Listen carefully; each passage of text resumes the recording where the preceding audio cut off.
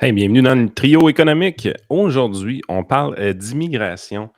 Discussion d'après-podcast la semaine passée. Moi puis Vincent, on en a jasé. Fait que pour la mise en bouche, nous allons aller d'un commentaire d'un grand économiste. Un commentaire que j'ai vu sur YouTube, sur notre chaîne, puis j'ai trouvé que c'était une synthèse pour faire mon Frank ici, là.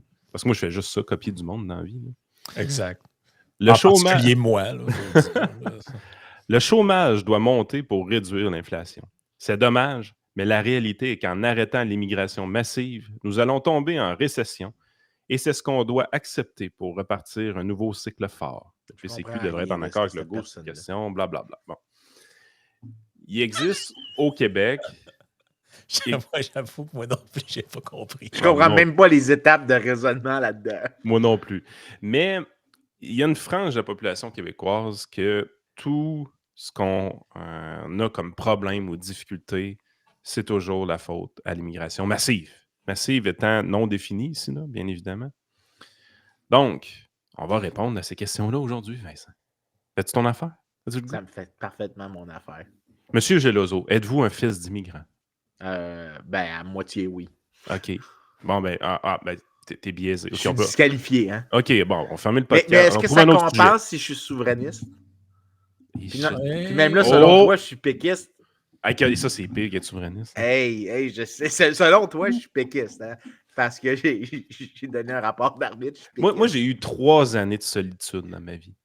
À toutes les fois que je voulais insulter quelqu'un avant 2020, Ça s'en va où, ça? J'ai peur de voir si ça s'en va tout ce que où. tu avais besoin de dire à quelqu'un, puis c'était vraiment drôle de dire ça, c'était un crise de péquiste. C'est Ça, vrai. c'était l'insulte qui était tellement parfaite, puis tout ça. Mais avec le PQ à 8%, man, ça marchait plus. Ça insultait plus personne. C'était vraiment de la merde, là. Puis là, ça a été ravivé. Là, cette insulte-là va content? pouvoir être recommencée à être utilisée. T'es Fait que, content de pouvoir utiliser le dire. Est-ce que c'est péquiste comme commentaire? quand même. Mais c'est vrai que ça communique un feeling. Quand tu dis, mon Dieu, que c'est péquiste comme point, Non, c'est que crise de t'es là. péquiste. C'est parce que ça explique, tu peux expliquer tellement d'émotions là-dedans. C'est Ah, il y a un petit quelque chose. pourquoi tu t'ostines là-dessus, par exemple. Fait que tu sais, de chercher des chicanes sur des points anodins, les péquistes sont très bons. Oui. C'est bien péquiste comme argument. Là, tu t'ostines sur quelque chose que personne ne se soucie. Deuxième, c'est que c'est un argument complètement stupide aussi. C'est possible que c'est genre une idée de péquiste, comme la semaine des. La semaine de. C'est quoi ça? La semaine de travail de 4 jours. Mais la comment semaine c'était de... quoi l'expression qu'ils appelaient ça? Là? Il y avait La semaine de péquiste? Non, Oui, c'est ça, la semaine de péquiste. Mais ça, c'est nous autres qui avaient inventé ça. Oui, c'est ça, je cherchais c'était quoi l'expression. C'est celle-là que je voulais. Ouais. La semaine Mais- des sauteux de douche, c'était celle de 3 jours, là, celle Ouais, d'exiger il y en a Québec moins solidaire. souvent, ça. Mais on voit plus la semaine de péquiste. Mais je sais pas. Est-ce que à cause que je suis péquiste, selon toi, est-ce que je l'ai jamais été, soit dit en passant? Mais Hey, je le t'as suis révisé toujours le budget pas. de l'an 1, là, arrête. Là. Ouais, si j'avais fait un rapport d'arbitre pour Québec solidaire, tu m'aurais-tu dit, je vais laisser faire l'image que tu viens de mettre. Si j'avais fait un rapport d'arbitre pour Québec solidaire puis je les avais bâchés, est-ce que tu me traiterais de Québec solidaire? T'as pas bâché le PQ pantoute. T'as dit que c'était un bon budget de l'an 1 qu'ils ont fait. J'ai dit que ça respectait certaines hypothèses, puis après ça, je leur ai tapé dessus dans le reste. Bon, c'est assez. Bon, est-ce que ça compense? Ben Est-ce oui, que j'ai le droit de m'exprimer sur l'immigration? T'es un fils de demi-immigrant acceptable. OK. Donc j'ai certaines qualifications génétiques qui me permettent de me prononcer là-dessus. Là. C'est ça. J'ai le bon pourcentage de caractéristiques caribou pour pouvoir m'exprimer sur le sujet. Exact. Juste assez de caribou avec juste assez d'italien en toi. C'est parfait. OK, c'est parfait. OK, c'est bon. Je voulais juste être sûr qu'on pouvait continuer le podcast. Ouais, t'es correct. T'as ta victim card. Là. Écoute, s'ils apprennent que je reçois de l'argent de Power Corp et d'Imperial Tobacco, c'est fini. Les frères Koch aussi. Je suis trop sur la ligne. Oh, ouais.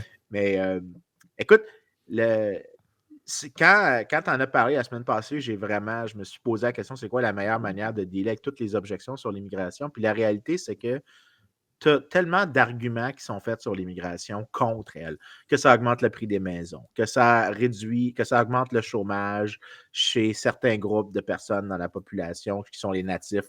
Les voleurs de job. Les voleurs de job, qu'ils sont des consommateurs du filet social, qui affectent la qualité de nos institutions. Puis chacun de ces affaires-là, ça pourrait être une conversation de 1 heure. Mais aussi, c'est parce que tu ne peux jamais convaincre les gens avec les faits, étrangement, là, les gens qui ont une position L'anecdote anti-immigration. est forte là-dedans. Oui, mais il y a aussi du cherry-picking des gens qui sont pro-immigration. Fait que, tu sais, Émilie Nicolas, quand je dis ce que je dis sur chacun de ces points-là, elle saute, puis elle va prendre toutes les études que je dis. Elle ne va pas se poser des questions sur c'est quoi, tu sais, les points gris, les incertitudes qu'on a. Elle va juste prendre ça, puis elle va extrapoler. Fait que, tu sais, le débat n'invite pas vraiment à beaucoup de nuances. Ouais, tout le monde est déjà convaincu de son point, c'est ça que tu veux dire. Oui, puis Et on ne différencie pas non plus contre les types d'immigration. Tu sais, je veux dire, il y a l'immigration illégale, évidemment, il y a les réfugiés, il y a l'économique, il y a les temporaires. Il y a les temporaires, il y a le fait que les gens ne comprennent pas c'est quoi, tu sais, juste le terme « open borders ». Tu sais, à un moment donné, on a eu une conversation avec Joey, puis Joey était vraiment, tu sais, c'est rien contre l'opinion de Joey, mais tu voyais l'espèce d'idée de confusion. Joey avait écrit une phrase comme quoi si c'est pas open borders, tu réduis le nombre d'immigrants. Mais c'est possible d'avoir un mur à la frontière et de ne pas avoir de contrôle quantitatif sur le nombre d'immigrants que tu permets de traverser. Tu fais juste dire tout le monde doit rentrer par un port d'entrée, mais on ne met pas de quantité de gens qu'on limite à l'entrée. C'est possible d'avoir no open borders, mais d'avoir aucune restriction quantitative ou aucune restriction sur ce que les immigrants peuvent faire une fois qu'ils arrivent. Puis le problème, c'est que toi, tu as tellement de pièces bougeantes que tu ne sais pas exactement comment répondre, mais la réalité, c'est que la seule chose qui peut convaincre les gens, je pense, c'est celui qu'on fait aujourd'hui. C'est que toutes les critiques, même si on les admet, OK, fait que c'est comme aujourd'hui, ce que je suis en train de faire, c'est de dire on va tout mettre de côté, toutes les critiques qui sont faites, puis je vais dire, OK, une fois que j'accepte toutes ces critiques-là, y a-t-il une réponse? Est-ce que ça nécessite de réduire le nombre d'immigration? Non, vraiment pas, parce qu'il y a une réponse de politique publique qu'on va jaser aujourd'hui. Le manque de définition aussi est assez évident. Il y a des gens qui utilisent le mot immigration massive. Il y a une certaine droite de Montréal, française, parisienne, qui utilise l'expression immigration massive. Non, mais Chris, il fait. L'ensemble que tu décris a un seul élément. Ouais, non, mais tu sais, une certaine droite de Québec. Là, en anglais, on a des noms, Mathieu. On a des noms. Mais immigration massive, OK, peut-on définir immigration massive? À partir de quand c'est devenu de l'immigration massive? Ça, c'est quelque chose qui est fait sans définition. Aussi, les autres trucs, c'est capacité d'accueil. OK, on va au-delà de notre capacité d'accueil. Okay. What is capacité d'accueil? Comment on fait pour améliorer une capacité d'accueil? C'est quoi le ministère de la capacité de l'accueil? Ça tombe sur le département à qui, ça, ce ministère-là? Ouais, comprends? Il y a des expressions qui sont c'est aussi le contrôle que tu devrais avoir. Ça devient vraiment difficile de répondre à ça, mais je pense qu'il y a puis c'est pas moi qui dis l'idée que je pense qu'on veut parler aujourd'hui. C'est le Nobel Gary Becker qui avait parlé de ce qu'il appelait un permis d'immigration. L'idée d'un permis d'immigration, c'est que tu peux faire une de deux choses. Tu dis, on va enlever toutes les lois qui existent présentement sur l'immigration. Une fois qu'une personne est admise dans le pays, elle peut faire toutes les choses que les autres citoyens peuvent faire. Elle peut partir une business, à l'exception de voter, soit dit en passant. Voter ou un équivalent green card américain, par exemple? Ça serait que ton arrivée implique que tu aurais les mêmes droits qu'une green card. Donc, tu peux faire la même job qu'un Américain, tu te plies au même règlement que tous les Américains ou que tous les Canadiens. La seule différence qu'il y a, c'est que tu ne peux pas voter ou contribuer à des partis. En fait, les green cards aux États-Unis peuvent contribuer à des partis politiques, mais tu ne pourrais pas participer à la vie politique et c'est tout. Ça serait juste ça. Tu n'as pas le droit de participer à la vie politique. Ça serait la seule chose. Mais tu as tous les droits économiques, le droit de propriété, le droit de liberté d'expression. Tu as tout ça. Tu as tout ça au complet. Mais ce qu'on fait, c'est qu'on dit soit l'une des deux choses. C'est soit on dit que chaque année, on va admettre 100 000 personnes, puis on va faire un encan des permis d'immigrer. Donc là, le Québec dirait chaque année, on va accepter 100 000 personnes et les gens devront payer pour. Okay? J'ai pas cette idée-là, sérieux. Ben, c'est ça. Mais là, tu enlèves toutes les autres réglementations. Là. Il n'y a plus de restrictions, tu n'as plus rien. Là. Ouais, mais je suis d'accord avec ça. La personne n'a plus besoin. Parce que présentement, ça a l'air con, mais on le fait, ça, d'une certaine manière. Les gens payent avec l'attente. Ben, l'attente, de un, mais aussi avec les frais. Par exemple, souvent, tu dois avoir des examens médicaux que tu payes de ta poche pour des évaluations. Tu dois payer une série de trucs additionnels. Des frais administratifs que tu dois endosser qui te coûtent quelque chose, c'est juste que c'est pas écrit upfront. Puis on s'entend-tu que pour un système de permis comme ça, où est-ce que tu vas avoir des droits qui seraient payés, par exemple, de la manière que tu en parles, l'immigration illégale, là, je veux dire, il faut que ça Il y en a arrête plus. aussi. Là. Il y en Tu a sais, je plus. veux dire, Avec ça, il n'y en a plus, là. mais Avec je ça, veux dire, parce que est-ce que c'est ça qui est tout le temps reproché à les partisans de l'immigration massive, on va dire ça comme ça, à la Trudeau, là? Ce qui leur est reproché, c'est qu'ils sont lousses en sacrement à frontière. Là. C'est poreux comme c'est pas possible. Là. N'importe qui peut rentrer. On ne sait pas trop son où. Puis si c'est le temps d'avoir certains services, c'est facile à avoir. Moi, ce côté-là, frontière poreuse, même si je suis favorable vraiment fortement à l'immigration, la frontière poreuse, elle m'énerve en baptême. Ouais, moi Ouais. aussi, mais c'est parce que ça veut pas dire. C'est pas parce que la frontière est poreuse que tu as une libéralisation de l'immigration. C'est différent, les deux choses. Là. Moi, ce que je parle, c'est une libéralisation des règles d'immigration. Mais soit tu fais les encans dont on parle, donc puis on pourra parler de tous les effets après de ça, ou tu dis on ne va pas fixer le nombre de gens, on va juste dire qu'il y a un prix à payer. Donc, au lieu de dire que c'est 100 000 places, puis que vous faites des encans, puis tu peux le revendre à une autre personne l'année prochaine si tu décides que tu ne veux plus rester finalement, tu peux transférer ton permis à quelqu'un d'autre. Donc, quelqu'un d'autre te le rachèterait de toi. C'est la première possibilité. L'autre, c'est qu'on dit, ben tu viens, puis il faut que tu payes, il faut que tu achètes le permis. Fait que tu peux l'acheter de quelqu'un d'autre ou tu peux l'acheter du gouvernement, puis on ne restreint pas le nombre de personnes. On dit juste, disons, que tu dois payer 50 000 tu dois le payer dans l'espace de 10 ans après ton arrivée et tu dois payer 10 000 à peu près par année. Les seules choses qui comme ça. ressemblent à ça un peu, c'est le principe de l'immigrant investisseur. Tu sais, aux États-Unis, je pense qu'on est rendu à peu près à quelque chose qui s'approche du million de dollars d'investissement sur 5 ans qui crée de l'emploi, quelque chose comme 10-12 emplois, quelque chose de même, bien rough. Là. Mais tu dois vraiment. Tu sais, on voit toutes sortes de setups, par exemple, d'investir dans une maison de personnes âgées au Tennessee. Là, il y a des Canadiens qui vont investir dans cette maison de personnes âgées-là, qui vont devenir des immigrants investisseurs, puis au bout de 5 ans, vont avoir une forme de green card de cette façon-là. En fait, ils ont la citoyenneté automatique. Au Québec, ça vient avec la citoyenneté. Mais là, toi, c'est pas ça que tu dis, c'est réellement. Tout le monde. Non, tout non, le monde. c'est 100 000. OK? Ça coûte 100 000 immigrer au Canada. That's it, that's all. OK? Peu importe ce que tu es, peu importe qui Mais... tu es, peu importe ce que tu fais. Mais tu viens tellement de régler plusieurs problèmes en même temps. Mhm. Tu sais, je veux dire, penses-tu vraiment que le petit terroriste de salon, Estifi, va payer 100 000 pour s'en venir? Non. Ensuite de ça, est-ce que tu risques de prendre des éléments qui sont des actifs pour la société? Je pense que oui, moi. Tu sais, je veux dire, Oui, si le gars, il est- c'est comme un membership. Tu sais, les rites d'initiation que les fraternités étudiantes font, c'est que tu es en train d'étudier à la personne, mais pour te joindre au club, il faut que tu payes un prix upfront. Puis ça nous permet de déterminer si tu vas vraiment participer à la vie après. Tu n'es pas un free rider. Mais si tu demandes à quelqu'un de payer upfront son prix d'entrée, tu es en train de déterminer que c'est lui qui veut participer le plus activement à la société. C'est lui qui a comme un désir ardent Exact. d'être une partie intégrante de la collectivité d'accueil. Fait que tu ne vas pas choisir les free riders, tu vas choisir ceux qui sont les plus excités de venir au Canada. Moi, ce que j'aime bien, c'est ça, et ça, je suis certain que c'est le bout de la proposition qui ne serait pas retenu. Il dit « There will be many advantages to a policy of charging immigrant a fee. If a fee of, let's say, $50 000 were charged, it will ensure that economically active migrants who had a real commitment to the country were most attracted. » Bon, C'est bien ça vient de dire. This fee could be used to lower other taxes. Ouais, ça, c'est le bout qu'ils ne regarderont pas. Ça. Exactement. C'est le bout. Ils Ils ont ne pris regarderont jamais ça. ça, tu montes ça à Trudeau, il prend du liquid paper, puis il met C'est ça sur ça, l'écran. il efface le petit morceau. Le pire, là, c'est quelque chose qu'on fait déjà.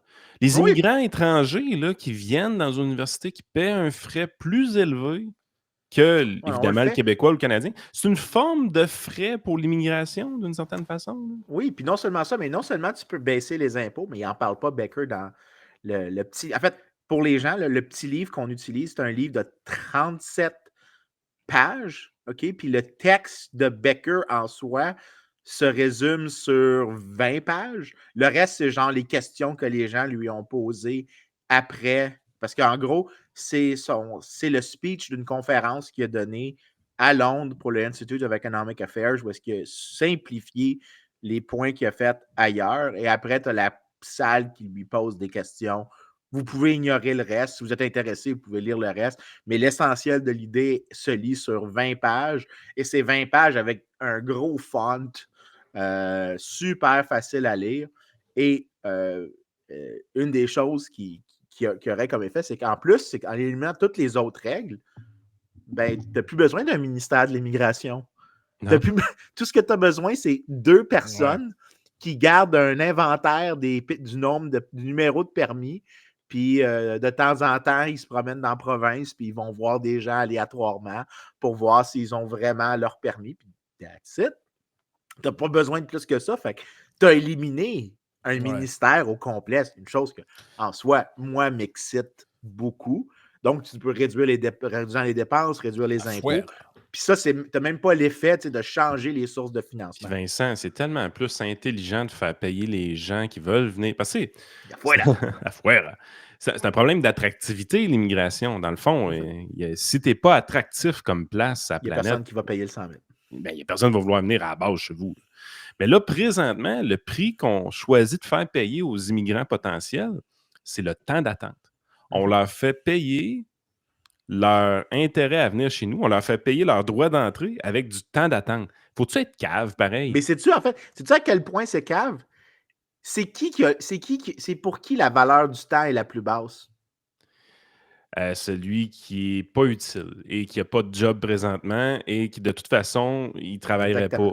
En faisant payer les gens le temps d'attente, tu choisis les gens qui ont la plus petite valeur de leur temps. Donc, tu es en train de choisir sur le critère exactement inverse que celui que les gens qui se prononcent sur l'immigration affirment. Moi, je ne pense pas que le temps devrait être un critère. En fait, le seul critère, c'est qui devrait être, c'est est-ce que tu peux gagner? Puis non seulement ça, mais l'idée que je défends aujourd'hui, c'est vraiment pas une idée que moi, personnellement, je pense nécessaire. OK? Mais je la dis comme étant que même si j'admets toutes les autres failles, tous les arguments que vous avancez, je n'ai pas besoin de réduire le nombre d'immigrants pour répondre à ça. Le truc que je suis en train de dire fait la job à 100%. Il n'y a aucune restriction quantitative. Et ce que je décris est beaucoup plus libéral que ce qu'on a présentement. C'est que tu fais un filtre, non pas sur des critères subjectifs qu'a posé un politicien X. Je veux qu'il parle français, je veux que si, je veux que ça. Toi, tu dis, ben, regarde, lui, il dit 50 000. Prenons les chiffres à lui. Là. Et c'est ça qu'il dit. Il dit, ben, avec le 50 000, ça permettrait, je vais reprendre sa formulation parce que je la trouve bonne. Là. Ça garantirait que les migrants sont actifs et réellement engagés dans le pays qui les attire. Et là, il dit dedans, c'est une phrase que je trouve quand même assez intéressante. Là, je l'ai traduite en français. On a quoi, 50 000 immigrants à peu près, peut-être plus 60 000 au Québec, là, en moyenne annuelle. 50 000 fois 50 000, là, c'est 2,5 milliards. Là. C'est quand même de l'argent. Là. Oh oui, c'est de l'argent. Et lui, parce que là, moi, j'anticipe. Là, dans ma tête, tu parles de ça depuis tantôt, Vincent, puis je suis comme, bon, check bien. La critique numéro 1, 2, 3, 4. Bon, une d'entre elles, il l'anticipe d'une certaine manière. J'appellerais ça la critique Émilie Nicolas ou Iris. Là. Ça va être de dire, ouais, mais là, il y a juste le monde qui ont de l'argent, qui vont pouvoir immigrer ici. Les pauvres, ils pourront pas. Ben, lui, ce qu'il dit, c'est...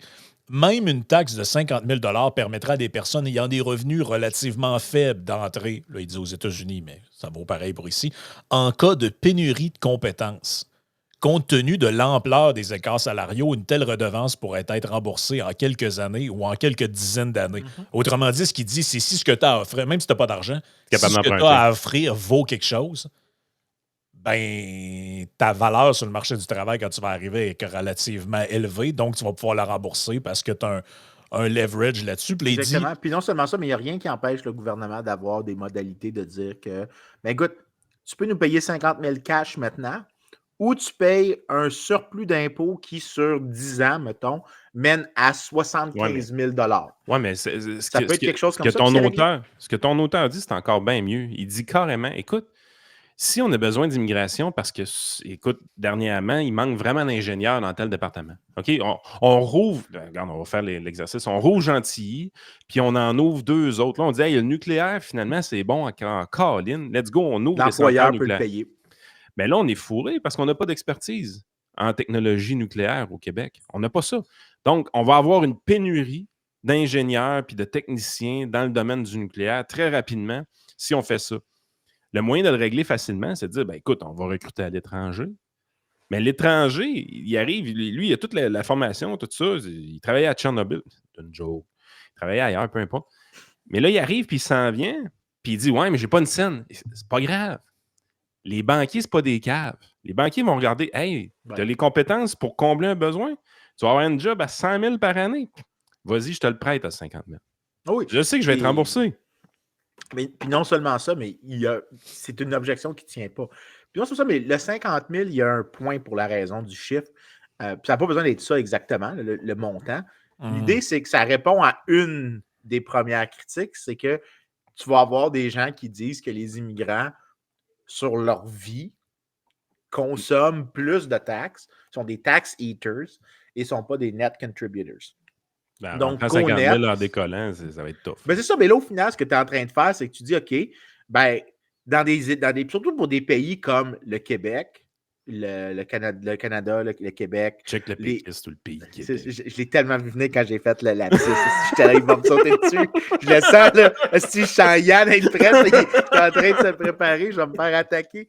Mais dans des social-démocraties qui ont des gros États-providence, c'est tout à fait raisonnable de dire qu'il y a une possibilité qu'en moyenne, les immigrants cotisent moins que ce qu'ils contribuent.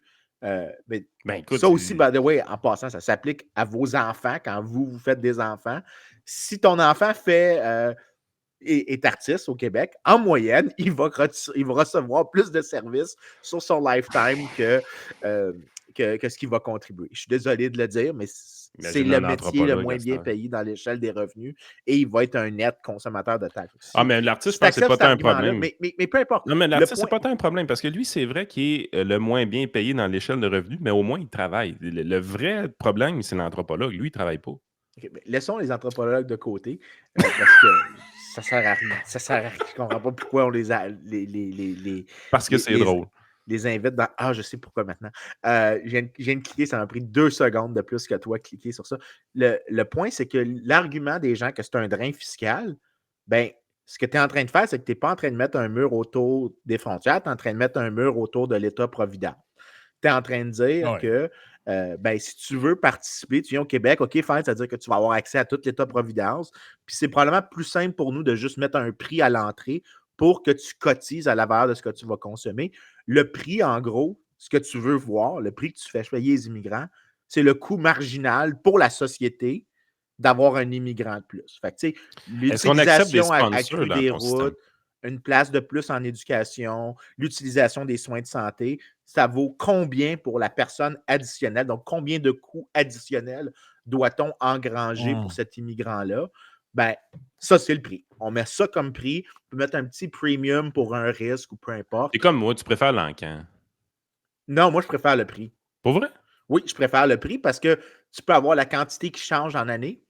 Parce que là, avec l'encan, l'encan, c'est que tu choisis la quantité, puis c'est possible qu'au final, le prix va juste baisser, parce qu'avec l'encan, c'est le prix qui va s'ajuster. Mais l'avantage de l'encan, c'est juste que tu vas avoir des permis qui se vendent à 20 $.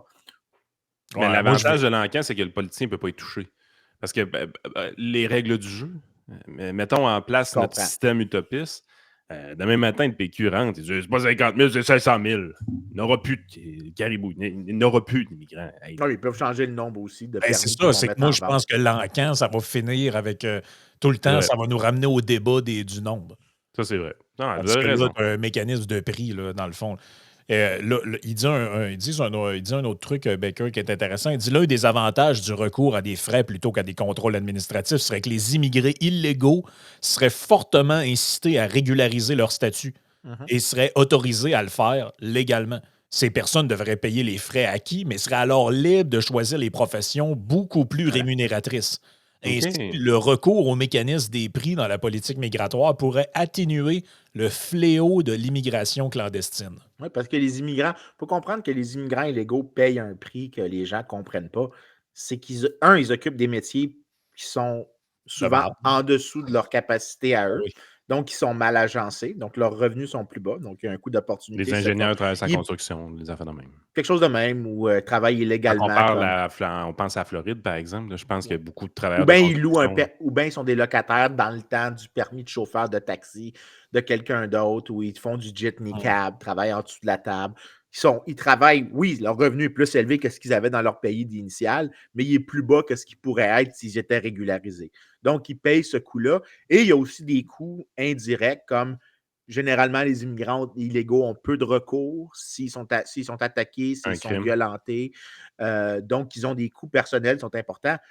Ils ont une incitation à se régulariser si tu dis, ben, on va fixer un prix qui a pour but de compenser pour les services qui vont être consommés de police, de cour de justice, de défense nationale, d'autoroute, de santé, d'éducation. Puis plus on a de politique publique, plus on a un État-providence coûteux, plus le prix d'entrée va être élevé. C'est Friedman qui disait ça. C'était pas un problème, l'immigration avant l'État-providence.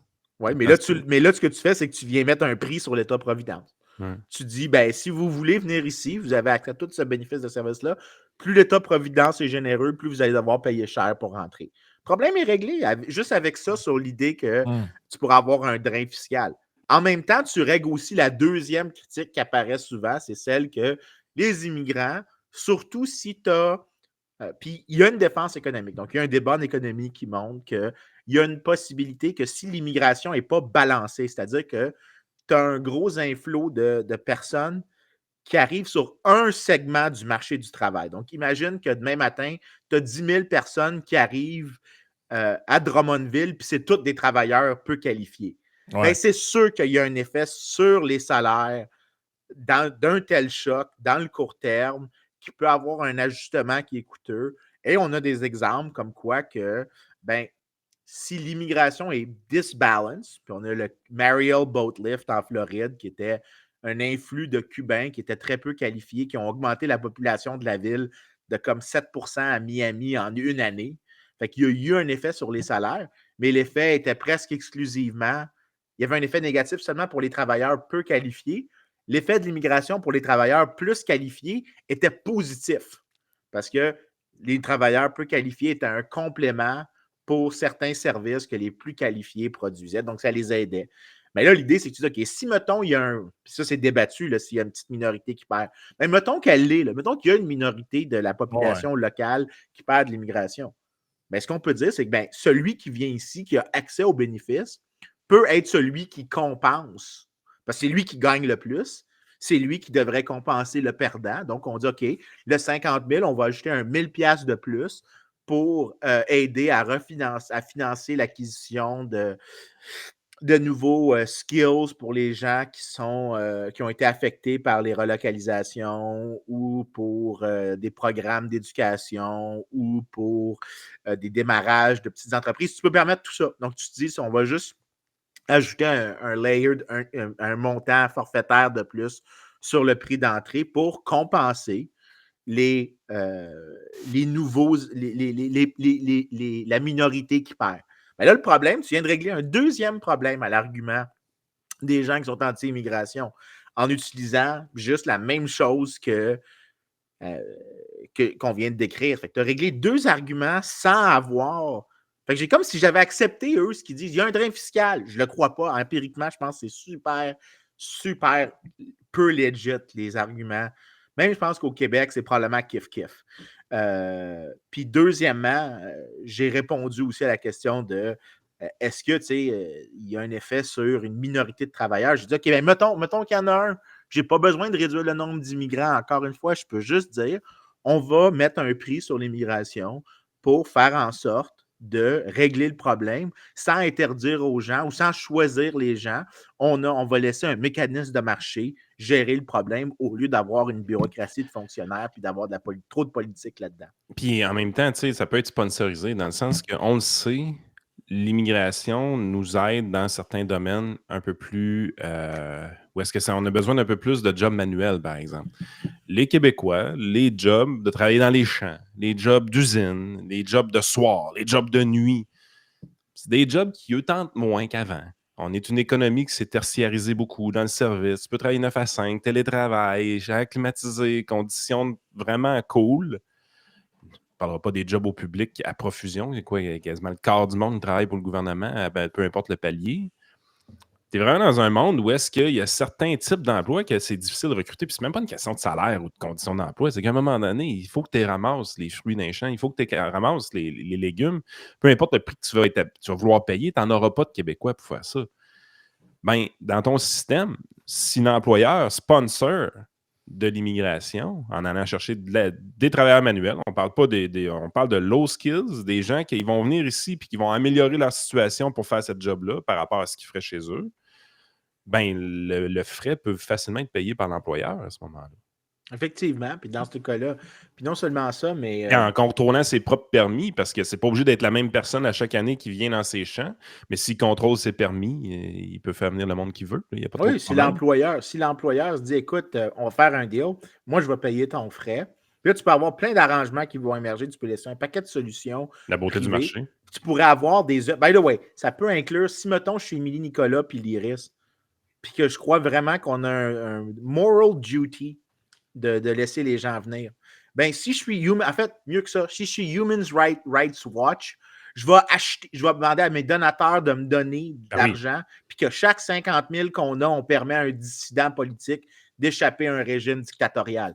Ça n'empêche pas... Il va y avoir des OBNL qui vont faire ça. Là. Exactement. Fait que tu pourras avoir des efforts de la société civile pour aider des gens à échapper des endroits qui ont des problèmes. Je donnerais quelque chose de même. Hein.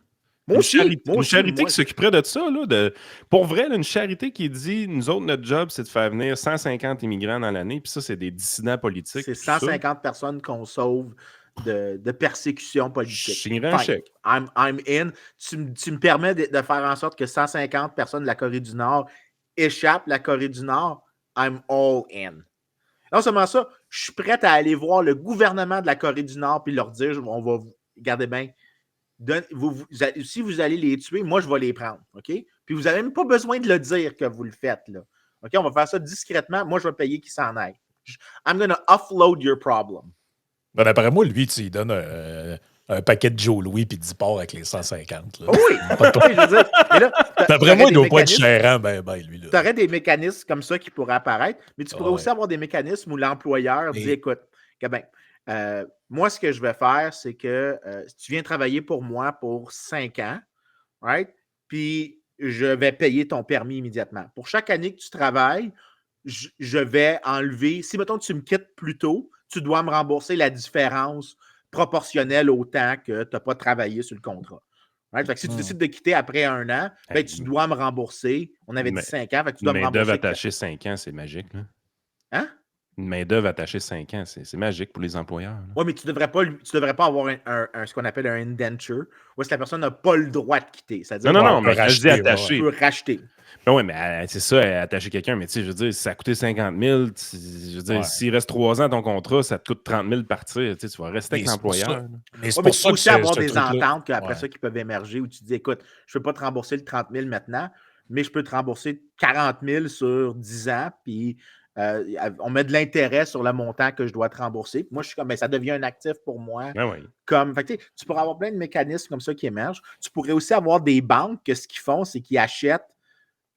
Parce qu'en gros, tu es en train d'acquérir un actif, tu achètes 200 permis, puis après ça, tu dis, ben moi, ce que je fais, c'est que je vais contacter, disons, 200 différentes firmes.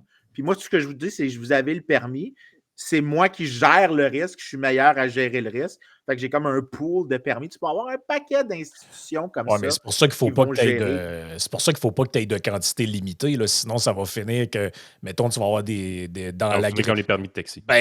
Ça va finir comme la gestion de l'offre, sauf qu'au lieu d'avoir des vaches, tu vas avoir des immigrants. Là. Oui, mais aussi, l'affaire, c'est que. Il ne faut pas que ça finisse de même. Là. Mais le 50 000 que tu paierais, c'est un permis. Tu ne peux pas fixer le nombre de permis, mais tu pourras avoir les immigrants qui quittent, qui le revendent à quelqu'un d'autre. Ben oui. Parce que ça aussi, c'est la partie que tu veux. Tu veux aussi permettre aux immigrants d'avoir le droit de revendre. Ce n'est pas juste un frais d'entrée que tu payes et qui n'est pas remboursable. C'est que l'État ne va pas te rembourser.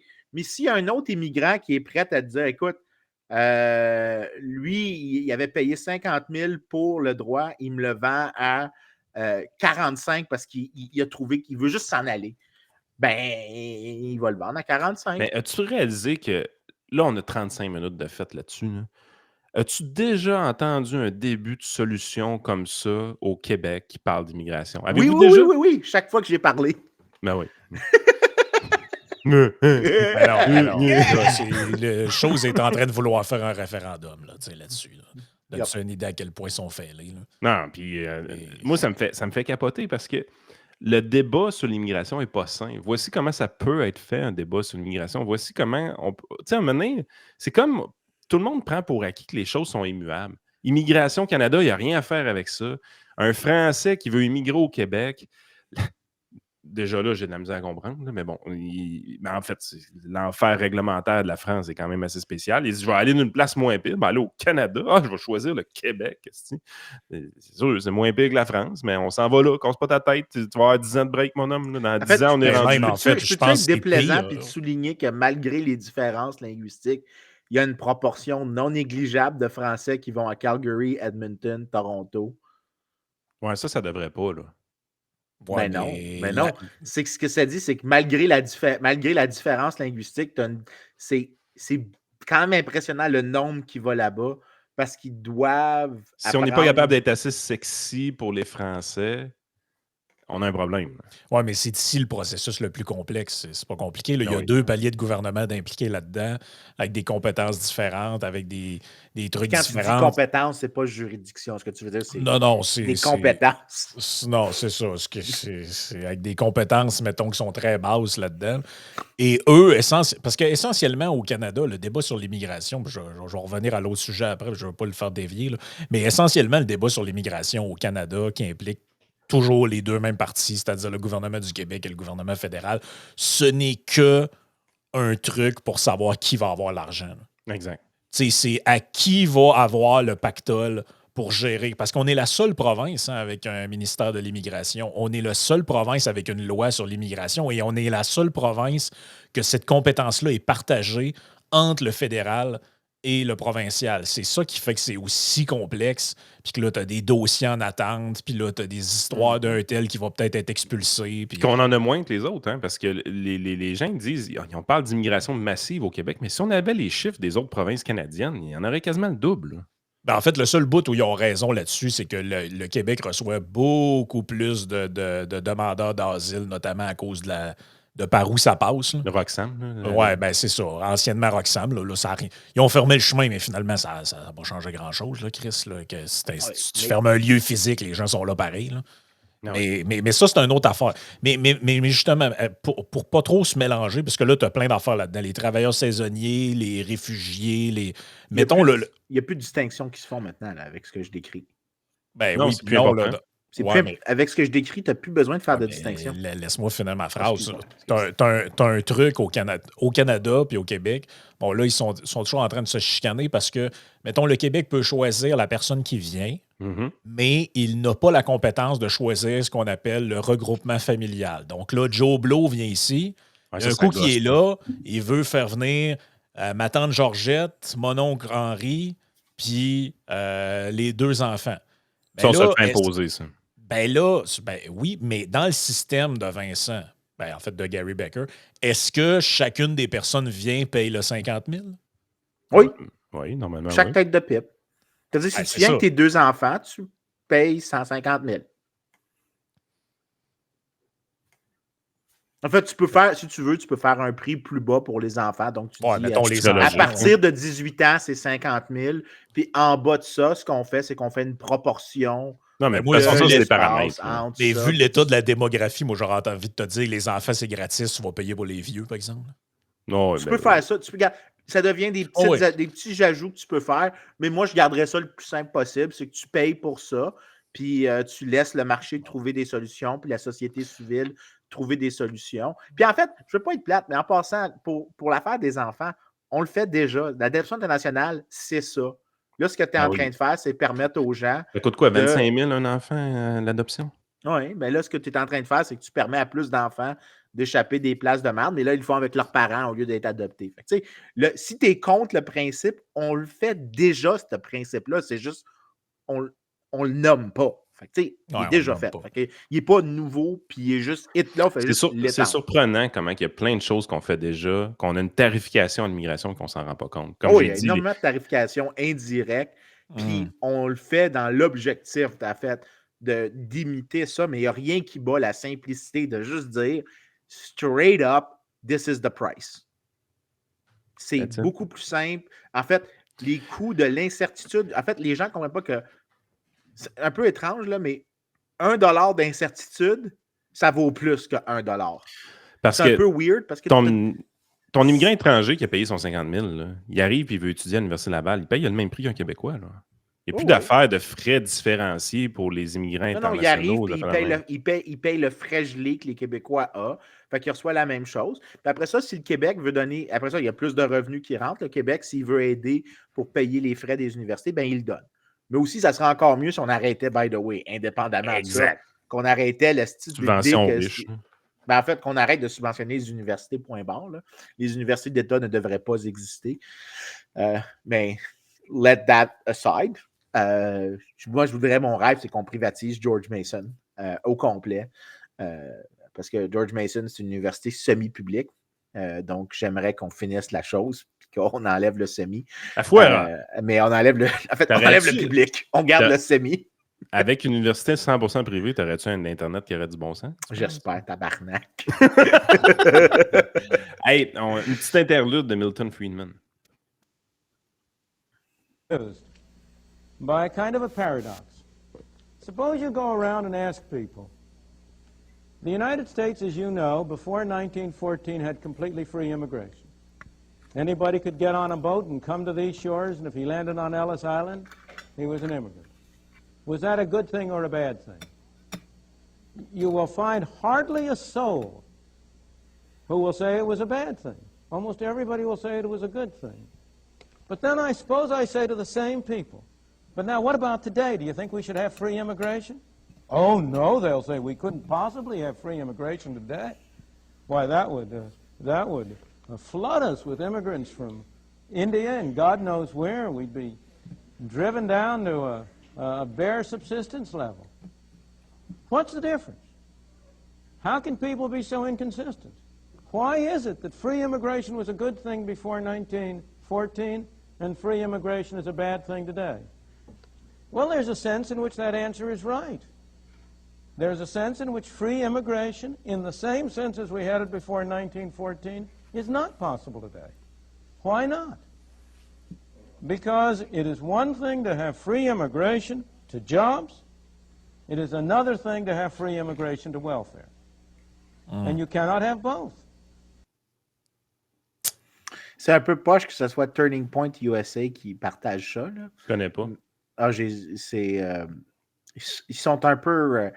Ils sont très dans le MAGA group, là. Fait que, Parce qu'initialement, c'est une code de free to choose. Ouais, dans ce cas-là, je veux dire, c'est plate que ce soit eux qui partagent ça. Ça devrait être le groupe de free to choose parce que c'est un YouTube channel puis c'est un groupe de philanthropie.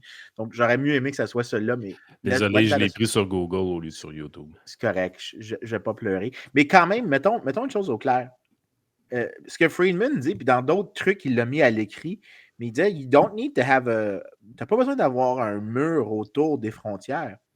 Si tu décides d'avoir un État-providence, tu peux mettre un mur autour de l'État-providence. Fait que, tu sais, mettons, moi, je pense que ma solution à moi, c'est parce que ça répond à plein de problèmes en même temps, mais sur le point de l'État-providence, la compatibilité de l'État-providence avec l'immigration, tu peux juste dire aux immigrants, si vous venez ici, vous n'avez pas accès aux services d'aide sociale. Vous n'avez pas accès, vous avez un frais modérateur à payer quand vous allez à l'hôpital. Vous avez aucun accès. Fait que tu mets un mur autour de l'État-providence. Je préfère quand même la compensation de 50 000. Je préfère le upfront price. Je trouve que c'est mieux parce que ça a aussi un effet vraiment utile additionnel. Cet effet additionnel utile, c'est que tu n'es pas en train de dire qui tu choisis. Tu n'es pas en train de faire de la sélection. Mais en plus, ce qui va se passer, c'est que tu vas avoir le terme pour ça s'appelle cream skimming. C'est que tu es comme si tu étais en train de prendre la crème de la crème. Tu es en train de choisir les meilleurs, mais tu ne les choisis pas, tu les laisses se choisir. Ben c'est ça, c'est que la sélection, elle se fait elle-même là, par le mécanisme du prix. Là. C'est ça qu'il dit. J'étais en train de lire en diagonale l'allocution au complet, puis l'exemple qu'il donne, c'est, ben mettons que à une époque donnée, je ne sais pas, moi, l'Allemagne charge, on va dire, 50 000 justement à quelqu'un qui vient d'un pays de l'Europe de l'Est pour venir immigrer chez eux. Ben toi, mettons, dans le pays, la job que les skills que tu as à vendre, ils valent X. Là, tu te dis, ouais, OK, ça vaut tant. Après 10 ans, j'ai ramassé tant d'argent, tout ça. Mais en Allemagne, ça vaut 3 fois plus qu'ici à cause du niveau de vie puis tout. Ben, même si je te charge 50 000, ton enfant, il est payé en 2 ans. Là. Fait que pour toi, c'est rentable d'y aller. Par contre, quelqu'un qui n'a pas grand-chose à vendre, ben là, si tu sais qu'il faut que tu payes 50 000, Il va rester chez eux. tu vas rester chez vous finalement. Là, pourquoi j'irais, là, tu sais? Oui, mais surtout, je te dirais que, puis ça, c'est encore plus fort que les deux arguments qu'on vient d'accepter.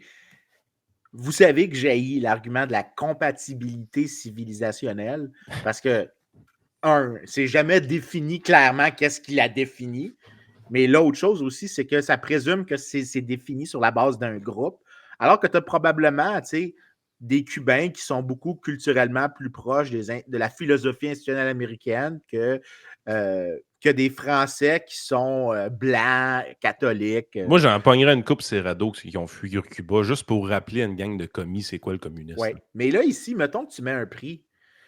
Un des coûts d'immigrer pour une société, c'est la différence culturelle que tu as avec la société d'accueil, la difficulté de t'intégrer et de participer.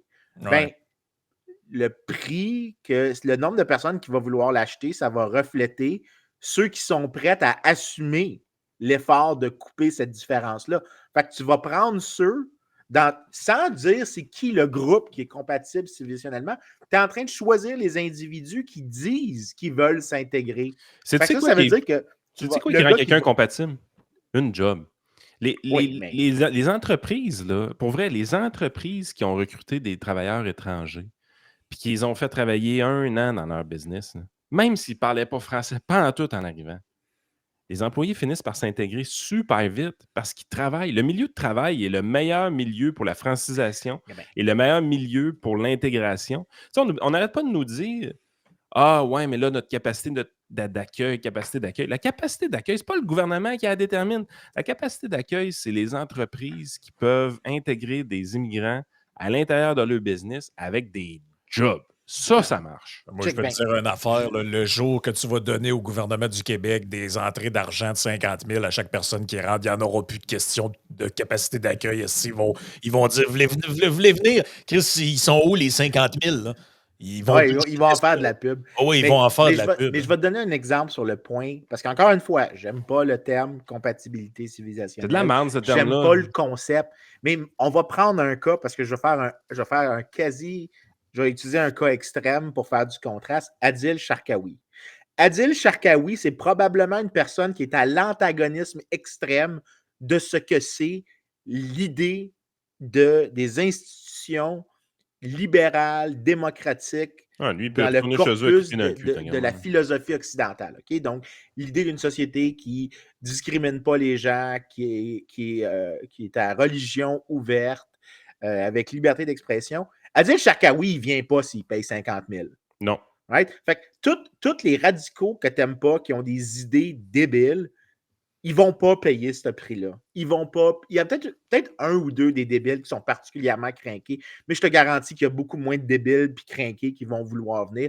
Tu as moins de Adil Sharkawi dans le monde que je décris que tu en as dans le monde où est-ce que le système n'est pas capable de déterminer si oui ou non ils vont venir, en fait, parce que maintenant, ce qui se passe, c'est que si tu as la place, tu peux mentir dans le processus d'immigration, tu peux cacher de l'information aux bureaucrates. En fait, tu as une incitation à cacher l'information. Alors là, ce que tu fais quand tu mets le prix, c'est que tu poses la question, est-ce que ça vaut vraiment la peine? Mais ce que tu risques d'avoir, c'est probablement le musulman qui veut quitter l'Arabie Saoudite, qui haït l'idée même d'une théocratie, puis qui arrive ici, puis il dit, c'est pas juste un choix que je fais de quitter l'Arabie Saoudite, c'est un choix que je fais de choisir les institutions de l'Occident. Fait que ce que tu vas avoir, c'est un effet de sélection où est-ce que tu vas avoir les gens qui veulent s'intégrer, qui veulent participer à l'activité culturelle. Pour le Québec, c'est encore plus important comme argument parce que là, tu ajoutes le français. Ceux qui vont vouloir venir, c'est ceux qui vont vouloir dépenser le plus d'efforts pour apprendre le français. S'ils savent qu'il y a une grosse différence culturelle entre eux et les francophones du Québec, puis qu'il faut que tu payes 50 000 pour venir, je te garantis que ceux qui vont le payer 50 000, c'est ceux qui savent, qui sont capables d'apprendre le français. Fait que tu n'auras même pas besoin d'avoir tous les hosties de programmes de subvention à la francisation, à toutes les hosties de niaiseries qui ne fonctionnent presque pas. Parce que d'ailleurs, tu regardes Tania Lompré, quand tu regardes des trucs qu'elle disait, c'est vrai, les trucs de francisation fonctionnent presque fuck all. En tout cas, tu dépenses beaucoup pour très peu d'effets. Parce que tu as un paquet de gens qui sont venus avec, qui n'ont pas vraiment le désir de s'intégrer, parce que tu ne leur as pas fait payer le prix. Avec ce que je décris, tu n'as pas besoin même de faire d'efforts de francisation. C'est eux qui vont le faire. Ils vont le faire automatiquement. C'est ceux qui veulent le faire qui vont venir. Fait que tu n'as pas besoin. Fait que là, tu défends ta culture en faisant ça. Ce que moi, je décris, c'est bien plus susceptible de promouvoir le français au Québec que ce que les péquistes proposent. Parce que je ne suis pas un péquiste, Yann. J'imagine si tu rajoutes en plus dans les petits caractères que le 5, en cas de crime, le 50 000 est non remboursable et tu t'en vas. Oui, ton permis. Oh oui, écoute, si mettons, tu dis l'argument, parce que, effectivement, probablement que ceux. D'ailleurs, encore une fois, l'effet de sélection, si tu dis que les immigrants font plus de crimes, il y a très peu de gens qui vont payer 50 000 pour venir voler 5 000 ici. Je dis ça de même. Ça devrait... fait que tous les petty crimes vont probablement baisser. Puis, tu auras probablement une baisse de la criminalité dans le groupe d'immigration juste à cause de ça. Mais mettons. Là, c'est quoi qui arrive si. Je connais la réponse, mais je te la pose pour le fun. C'est quoi qui arrive si à 50 000, on n'est pas capable de trouver des migrants qui veulent venir chez nous? Ben, ça veut dire que tes institutions sont de la merde. Ah, c'est ça. Ça veut dire qu'au final, ce que tu as, c'est que ça vaut pas 50 000. Ta productivité est bullshitteuse. Puis là, t'as vraiment. Là, t'as la vraie mesure. T'as le market signal de la qualité de tes institutions. Puis justement, Christy, si c'est pas capable de convaincre quelqu'un de venir chez nous en lui chargeant 50 000, il dit fuck it, je vais pas là. Est-ce qu'on avait vraiment besoin de l'immigrant? T'sais, parce que là, si on est dans. Le monde, ils ne voient pas de valeur ajoutée à venir chez nous. Ils sont même pas prêts à dépenser un petit 50 000 pour venir chez nous. En plus, encore une fois, tu peux le payer upfront, mais tu peux avoir une banque pour emprunter. Hein? Ouais, parce que sur une vie, là, les gains de l'immigration, juste pour rappeler aux gens ça, là, demain matin, si j'amène un Haïtien ici au Québec, son revenu augmente de 1000 %. Pas 100 pas 200 il est prêt à payer. 1000 il est 10 000 fois plus riche. Ça, c'est sur une calice d'années. Il peut faire vivre 10 personnes chez eux avec son salaire ici. C'est ça. Une calice d'années. Là, fais la somme de la valeur actualisée de 100 000, de 1000 % de plus de revenus sur 50 ans de vie active, mettons. Je te garantis qu'il y a une banque qui prête ça. Moi, ce que je vois, là, c'est que peu importe c'est quoi, le gars, il est ici, le gars, il fait un rendement sur l'investissement de 1000 %, puis tout ce que j'ai besoin de faire, c'est lui prêter à 7. This is a non-default rate. There is zero chance that he's going to default. Puis t'enlèves aussi tout le discours de c'est pour faire venir l'affaire que Bob Côté t'a sorti. Ouais, tu veux faire venir du cheap labor. Excuse-moi, j'ai payé 50 000. I'm not cheap. C'est ça, je suis pas cheap. C'est déjà de la bullshit en crise, là, cet argument-là, mais parce que ça coûte crissement plus cher faire venir quelqu'un de l'étranger. Mais encore une fois, rappelons-nous. Quelqu'un qui ne sait pas quoi il parle. Écoute, je suis d'accord avec toi, mais rappelons-nous que ce qu'on fait dans ce podcast-ci, c'est qu'on se refuse tous les arguments de fait qu'on répondrait, de théorie économique, d'études empiriques. On est en train de tous se refuser ces arguments-là. On est en train de dire, mettons que je vous concède tout. Toutes vos critiques, je vous les concède. La compatibilité civilisationnelle, la justice sociale, le français, la question du nombre de personnes qui pourraient peut-être être un drain fiscal, puis l'effet sur le chômage. Je vous les donne toutes. Je vous les donne toutes, vos hosties d'arguments bidons que quand tu les lis dans la littérature, ils sont bien plus petits que ce que vous dites, puis ils ne sont pas les problèmes que vous pensez. Je vous les donne toutes. Même le crime, je vous le donne. Ma solution est 1000 fois plus simple que la vôtre, 1000 fois plus efficace que la vôtre et ne restricte pas le nombre de personnes qui viennent ici et ne restricte pas ma capacité de dire à une personne « Viens travailler pour moi, je vais payer le frais. » La seule façon... Oh, vas-y, Frank. Non, ce que j'allais dire, c'est, mettons, on fait le tour de d'autres arguments, parce qu'on en a passé plusieurs, là, mais les gardiens du temple, là, eux autres, des arguments pour t'expliquer que ce que tu veux amener ne marche pas. Ils sont capables d'en imaginer beaucoup. Là. Moi, je l'entends déjà dans ma tête. Là. Ouais, mais là, Monsieur Geloso, on a signé des ententes internationales qui nous obligent à recevoir des réfugiés puis des gens qui sont des demandeurs d'asile puis tout ça. On ne peut pas charger 50 000 $ à ces gens-là. Puis mettons qu'eux autres sont exclus de votre système, ben là, ça va créer des tensions sociales parce que là, ceux qui passent, ceux qui arrivent à pied dans le bois, là, eux ne payent pas le 50 000, mais ceux qui ont fait la demande légale vont payer le 50 000. Puis là, ben, mettons qu'il y a juste le Québec qui embarque là-dedans. L'Ontario ne charge pas, mais là, c'est compliqué. Tu sais, tu t'avoues venir. Là. Je suis sûr et certain que tu vas sur un plateau de télé, ça prend 5 minutes ça quelqu'un vient, mais dit la ça. réalité, c'est que présentement, on fait probablement payer aux réfugiés 50 000 par année pour venir ici. Parce que, on leur dit, ben, il faut que tu envoies ta demande. OK? Fait qu'il faut qu'après ça, on évalue le dossier. Puis là, pendant 1 an, tu ne peux pas travailler ou tu as des restrictions sur le type de travail que tu peux faire. On y fait payer 50 000. C'est juste qu'on ne met pas un nom. On le fait en dessus. hypocrite. On le fait comme des hosties d'enfants de chien sale. Pour lui, ça coûte 50 000. Moi, ce que je suis en train de dire, c'est fine. Tu le laisses venir ici, puis on n'a pas besoin de faire aucune évaluation. Réfugié, pas réfugié, tu n'as pas besoin de ça. Puis maintenant, non seulement ça, mais tu délègues la question des réfugiés à ceux qui sont les mieux à même d'évaluer.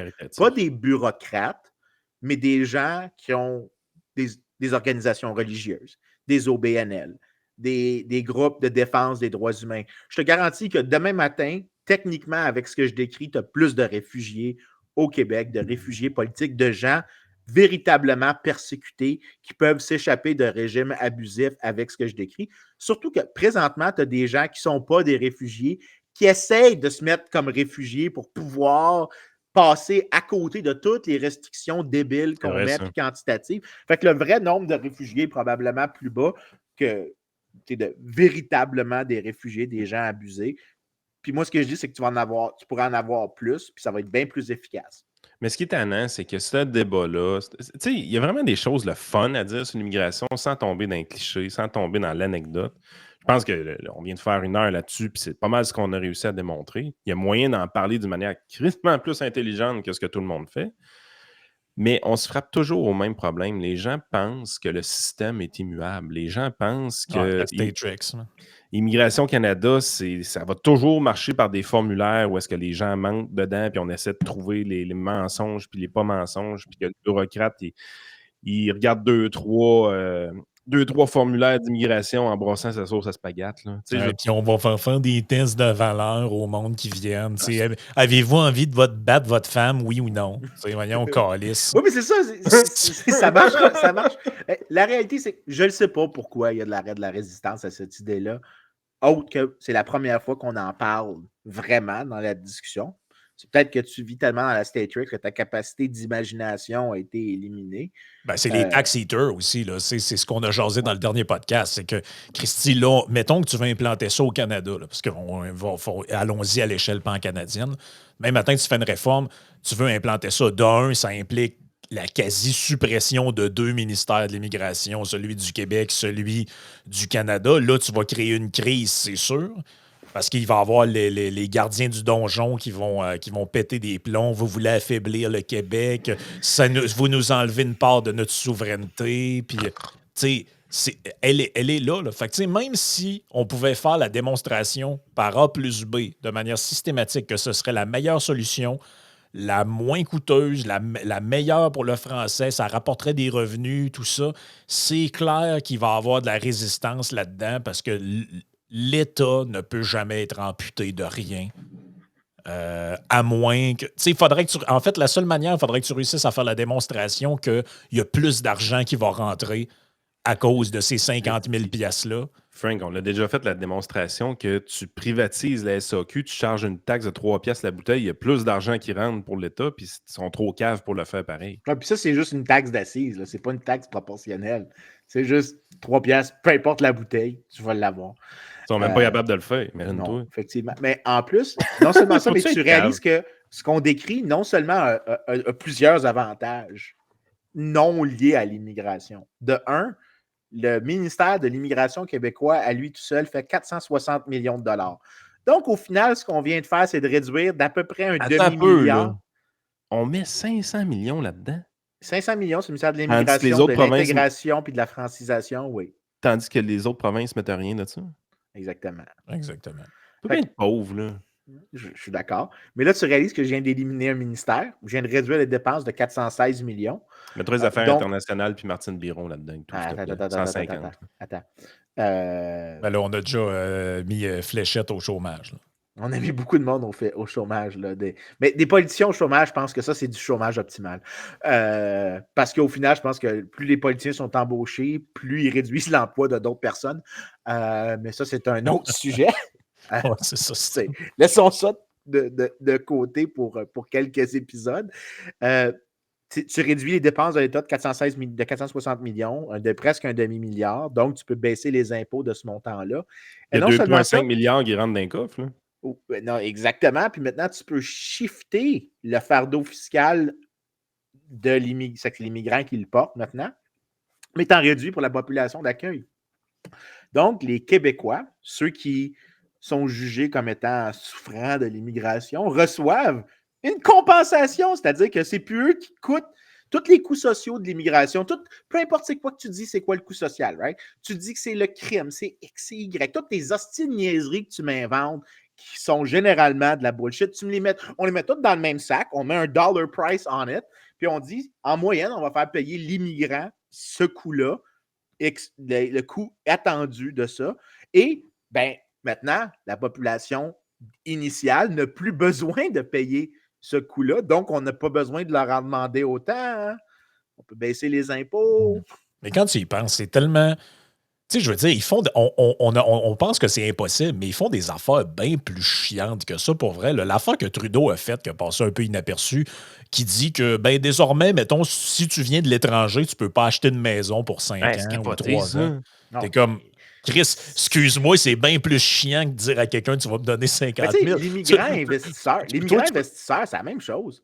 L'immigrant investisseur, on lui demande. Puis là, Yann, tantôt, je ne voulais pas embarquer dans les détails, mais l'immigrant investisseur, ce qu'il doit faire, c'est qu'il doit donner 1 million au gouvernement qui, lui, va ensuite donner des bons du Trésor de la valeur de 1 million à des fonds d'investissement qui vont décider comment utiliser la valeur de ça pour faire des prêts à d'autres compagnies.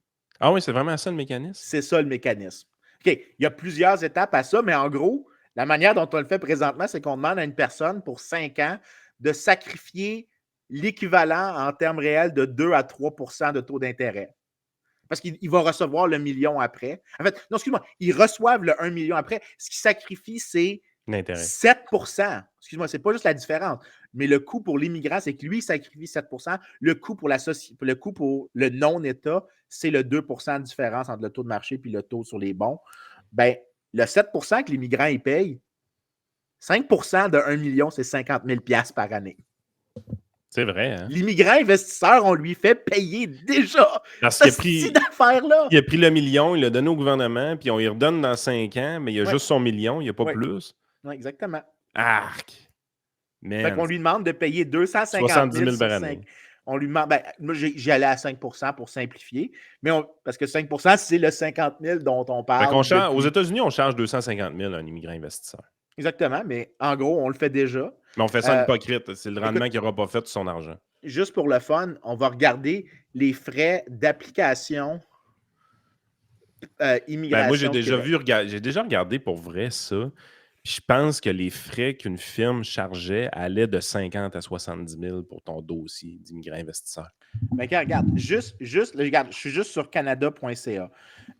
Dans les fees, il y a une mention de So your processing fee and right of permanent residence fee. Processing fee, 1625. Right of permanent residence fee, 615. Total, 2140. Fait qu'on fait déjà payer juste pour faire le processing 2140.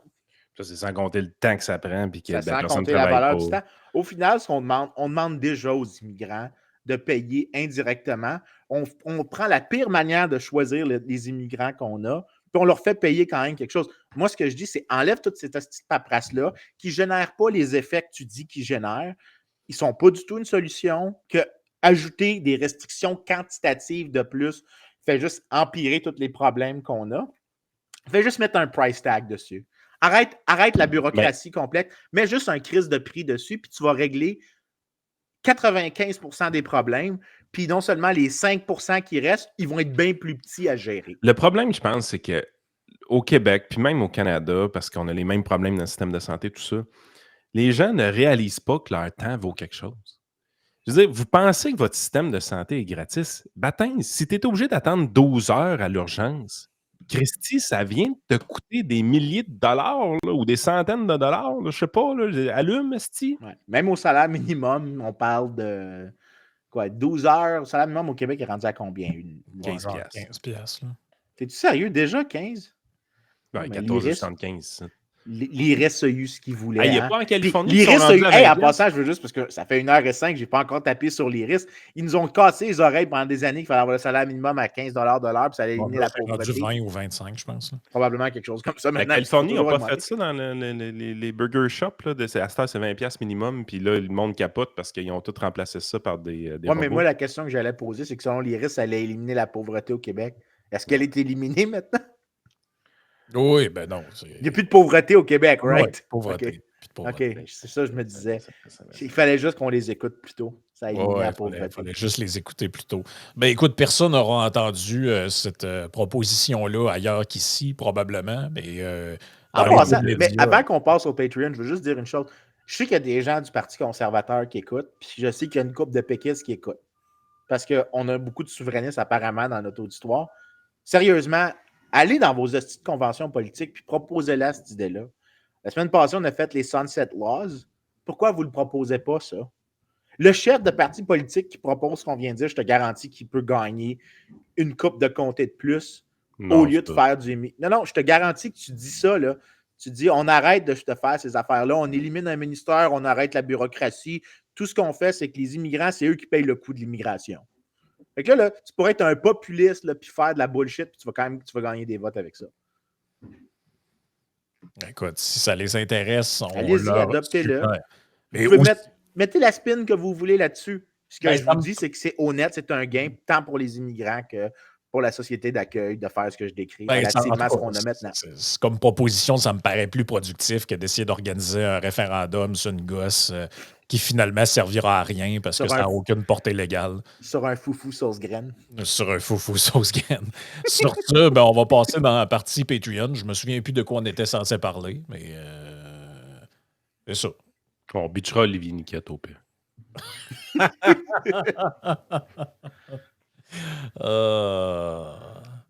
Il va finir par s'abonner à Patreon. À force de lui dire qu'on le bitch dans Patreon alors qu'on fait pas ça quasiment.